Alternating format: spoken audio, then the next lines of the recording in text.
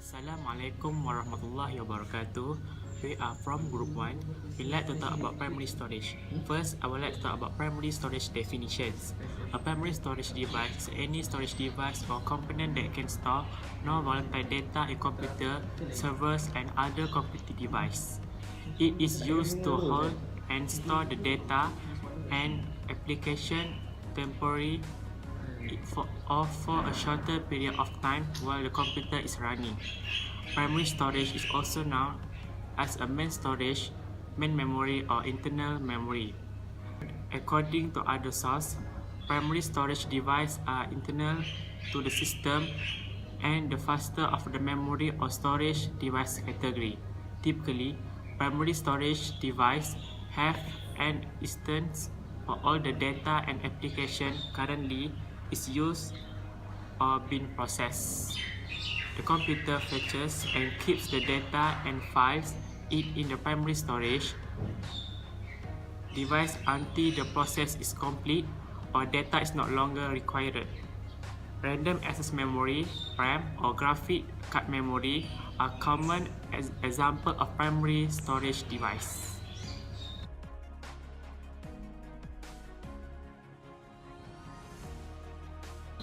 Okay, now I will start with my point. RAM. RAM stands for Random Access Memory, which stores the data temporarily during the program execution. It is directly associated with the CPU. When the computer goes to restart or shut down due to any reason, then it lost the data from the memory, so it is also known as volatile memory. The chip of RAM is made by metal oxide semiconductor. The RAM is available in different capacities such as 1 GB RAM, 2 GB, 4 GB, etc. There are 3 types of RAM: DRAM, SDRAM, SRAM. DRAM. DRAM stands for Dynamic Random Access Memory. It was the oldest RAM. In this time, user must be refreshed to recharging the chip. It is very slower than other RAM, but it is cheaper than other RAM. SDRAM. SDRAM stands for Synchronous Dynamic Random Access Memory. In this RAM, user need not required to refresh every time for recharging the chip. It is faster than DRAM, it is costlier than DRAM, and it available in different versions such as DDR1, DDR2, and DDR3. DDR SDRAM is a type of SDRAM. DDR stands for Double Data Rate. It uses integrated circuit to enhance the speed of memory. The first version of DDR1, then DDR2, and DDR3. The latest version of SDRAM is DDR3. SRAM. SRAM stands for Static Random Access Memory. It is used in aeronautics computer, aeroplane control room computer, etc. A static RAM does not require to refresh every time for recharging the chip. It does not last the data when the computer goes to restart or shut down due to any reasons. It saves the data for some period of time. Okay, now I will continue with my point. ROM. It stands for Read Only Memory. It stores the predefined set of instructions for internal operation of the computer. It contains bootable files permanently which help to start the computer. The nature of ROM is non-volatile because it stores the data permanently. It performs push power on self-test operation. There are 3 types of ROM: PROM, EPROM, EEPROM. PROM. PROM stands for Programmable Read-Only Memory. ROM modified only once by manufacturer. It was the oldest ROM. In this ROM, if instruction was written, then it not be modified by any user. EPROM. EPROM stands for Erasable Programmable Read-Only Memory. In this ROM, instructions are modified in the presence of ultraviolet ray, which is not convenient. It is costlier than PROM. EEPROM. EEPROM stands for Electrical Erasable Programmable Read-Only Memory. It is the latest version of ROM. In this ROM, data is erased by electrical instead of ultraviolet ray, which is more convenient than other ROM. It is costlier than other ROM. That's all.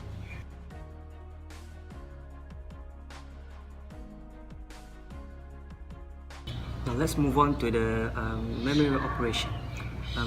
Registers different from the memory, in which it is used to hold binary value temporarily for storage, manipulation, and or simple calculations.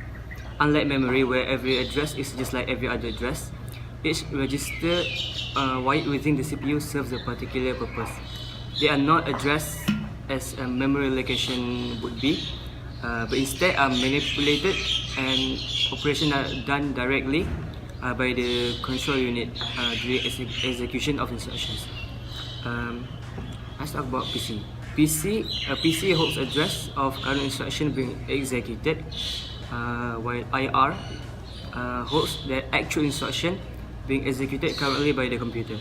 And memory address register holds address of a memory location, while memory data register holds the data value that is being stored or retrieved from the memory location currently addressed by the memory address register.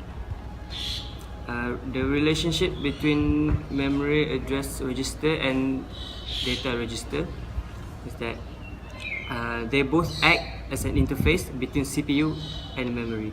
Each cell in memory unit holds 1 bit of data. Cells are organized in rows, which is vertically. Each row consists of a group of one or more bytes or words. Memory address register holds address in memory that is to be opened for data, and is connected to a decoder that interprets the address and activates a single address in line in memory.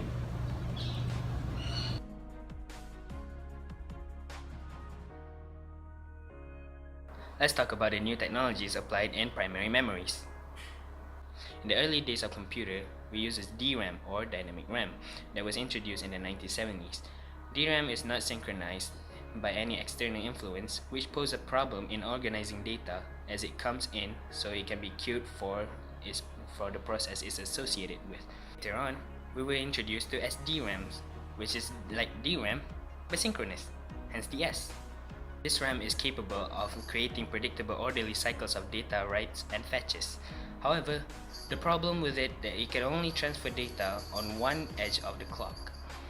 This is later fixed by the introduction of DDR SDRAM, or just DDR-RAM if you don't like having your mouth full of computer acronyms. DDR stands for double data rate, which by its namesake transfer data in both leading and following edge of the clock signal, hence boosting its efficiency by almost double.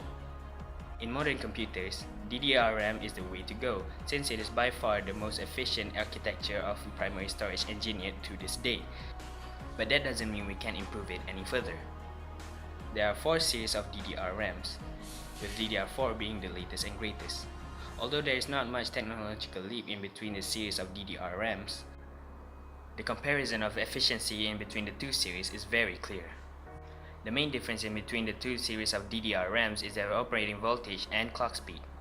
For example, DDR3 operates around 1.5 volts and has a clock speed of anywhere between 400 to 1066 MHz. Compare that to DDR4, which only operates around 1.2 volts and has a clock speed of up to 1600 MHz.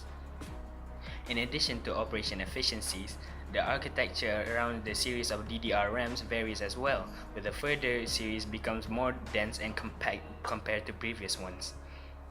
That sums up the new technologies in primary memories. There are no signs of another technological leap from the DDR architecture for now, since these primary memories are capable of handling any rigid task depending on its size.